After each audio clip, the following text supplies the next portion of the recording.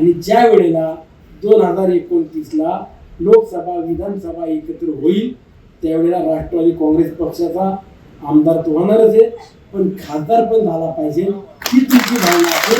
आपण गावागावातलं गाव पण टिकून आपण येणाऱ्या ग्रामपंचायती कशा आपल्या सोयीसुविधेनुसार किंवा आपल्या पद्धतीनं बिनविरोध करता येईल किंवा एकत्रित खेळीमेळीत निवडणुका लढता येईल ते निवडणुका लढा. ग्रामपंचायत आल्यानंतर 2029ची लोकसभा डायरेक्ट असणार आहे.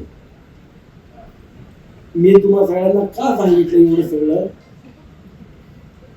2000 लोकसभेची निवडणूक आणि विधानसभेची निवडणूक ही एकत्रित होण्याची सगळीकडं शक्यता आहे. आणि ज्या वेळेला 2029ला लोकसभा विधानसभा एकत्र होईल त्यावेळेला राष्ट्रवादी काँग्रेस पक्षाचा आमदार तो होणारच आहे, पण खासदार पण झाला पाहिजे ही तुमची भावना असेल. टाळ्या मला बरं नका पाठवू, मी त्याची